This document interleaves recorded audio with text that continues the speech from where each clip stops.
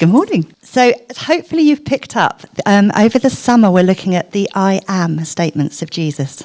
So there are different descriptions that Jesus gave to himself to help people understand who he really was, his character, and his mission and his purpose. They're all found in the Bible in the book of John.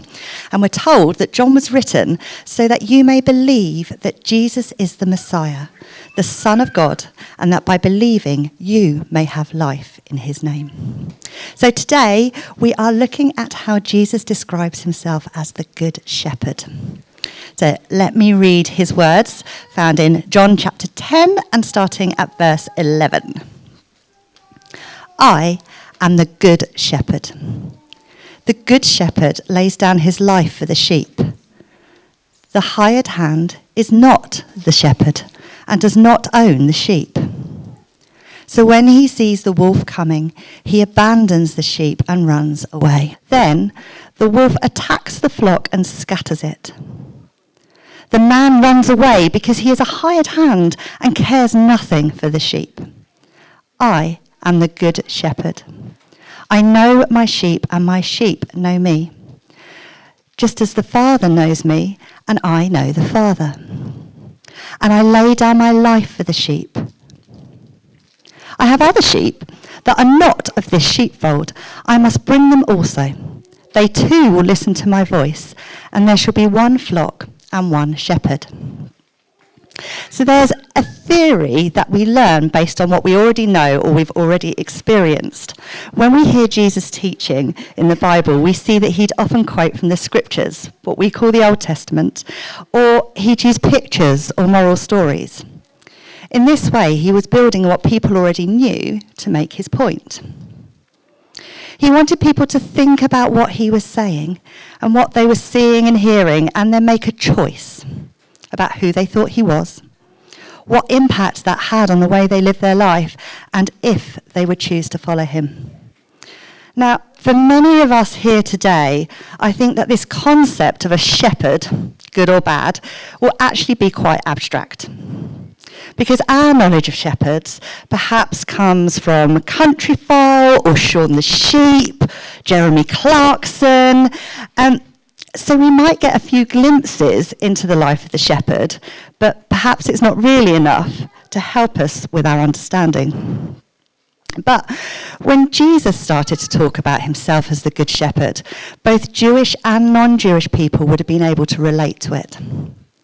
They'd be able to relate to the characters and actions of good and bad shepherds because being a shepherd was a really common job at that time. Jewish people would know many important leaders in their history who had been shepherds, such as Abraham, Isaac, Jacob, Rachel, David, and they'd connect a good shepherd with the description of God in the Bible. God was the Good Shepherd who loves, cares, nourishes, and as Psalm 23 tells us, the Lord is our shepherd, I shall not want.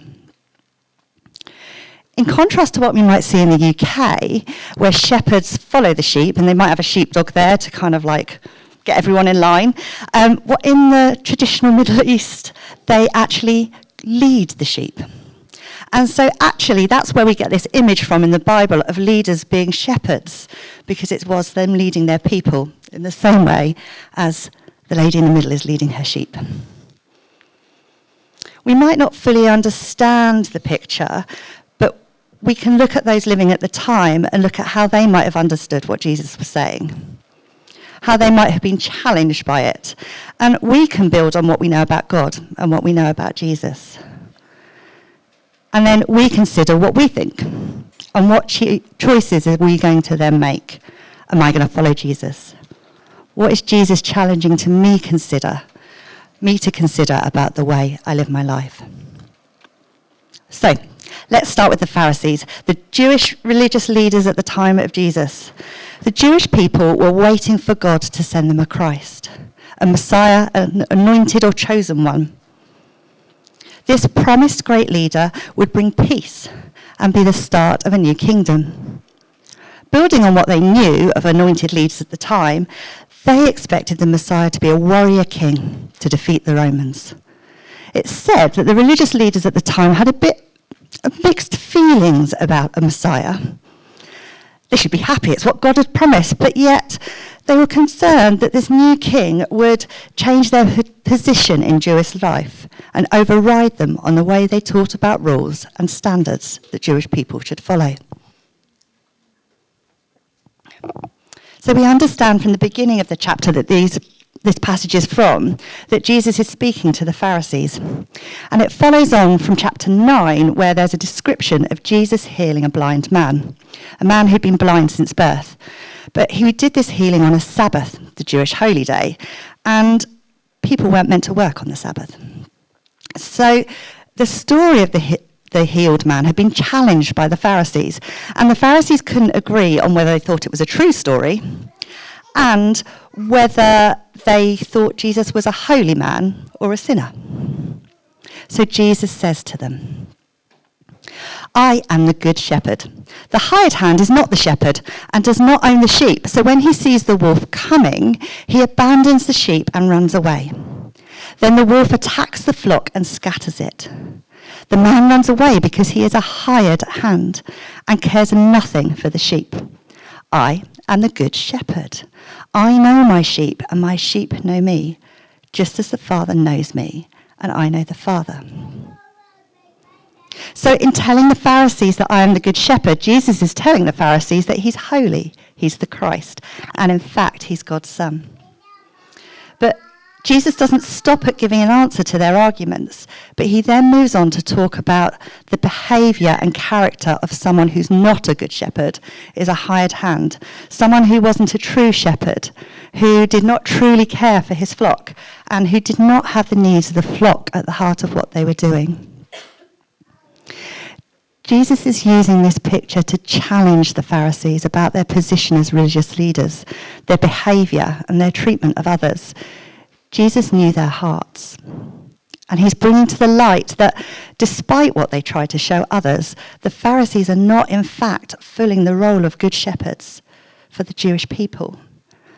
Like the hired hand whose needs come first and runs away from the sheep at the first sign of trouble, the Pharisees are also putting themselves first. So let's consider next the Jewish people. As we've already heard, they were waiting for God to send them a Christ. So for them to hear about Jesus describing himself as a good shepherd, they're hearing a call to believe that Jesus is their Messiah. It's a challenge for them to change their way of thinking and what they're doing. From waiting for a warrior king to realising that God had a different plan. God had sent them a leader who, like God, is a good shepherd. And not only had God sent them a good shepherd, but God loved them so much that he'd sent his own son to bring in the promised new kingdom. Jesus' words is showing them that they can believe that Jesus is both a good shepherd and the Messiah, due to the contrast between Jesus' behaviour and the behaviour of the Pharisees. Jesus is saying that they can trust that not only does he care for them and have compassion for them, but he knows them intimately. They could also know Jesus and they could have a relationship with him. But as we move to the end of the passage, we see there's an extra dimension to what Jesus was saying. I have other sheep that are not of this sheepfold.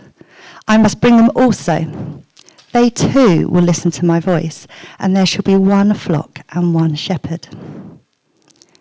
Jesus is saying that not only was he here to be Messiah for Jewish people, but that God's kingdom is for everyone. God knew, loved, and cared for each one of them, regardless of their background and heritage. They didn't have to be Jewish.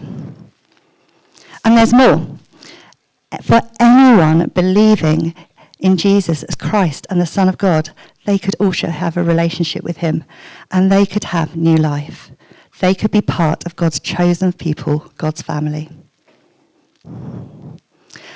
I don't want to miss that twice in the passage, Jesus talks about the good shepherd laying down his life for his sheep.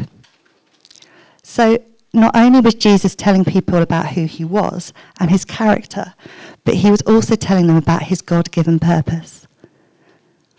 Earlier in John, we're told that, for God so loved the world that he gave his one and only Son, that whoever believes in him shall not perish, but have eternal life. So for those that are listening, Jesus is building on this statement. Jesus is the good shepherd. He's God's Son, and his good shepherd would lay down his life for his sheep so that they could live. Jesus too would die for God's people so that they too could live, so that they too could have eternal life with God. But what about us? What do these words said thousands of years ago mean for us today? John has said that Jesus' conversation with the Jewish Pharisees is that we too may believe that Jesus is the Christ, the Son of God, and that by believing in his life, we may also have life in his... Let me change that again. So he said that we may believe in Jesus is the Christ, the Son of God, and that by believing in his name, we also may have life. So whilst we may not know a lot about shepherds, we have the benefit of seeing the whole big picture of Jesus. And so our first challenge is, do we believe what we're hearing? Do we believe that Jesus is a good shepherd and he is God's Son? Do we believe that we are loved by God and fully known by him? Do we believe that in fact we are loved so much by God that he sent Jesus to die for us? And that it was through Jesus' death and resurrection that we too can have life in his name? I said at the beginning that when Jesus was teaching, he wanted people to think. He wanted them to think about what they were seeing and hearing, and then he wanted them to make a choice about who they thought he was, if they would follow him, and what impact that had on the way that they lived their life. So for us too, I think there's a challenge of what comes next. If you've said yes to any of the other questions about what you believe, then what will be your choices and responses to knowing about God's love? For you, for believing that Jesus was God's Son sent to die for you so that you could have eternal life. What choices are you going to make? Are you going to choose to follow Jesus? And if God's asking you to consider how you live your life, to change something or to step out into something new, what will your response be? Just wanted us to kind of have a time where we just had a bit of a space to think about that and think about where you are today. The great thing, isn't it, is that God meets us where we're at, and so we move on from that point. So for each of us here today, there's something different that we can know about Jesus, our shepherd, and what that means for us as our next steps.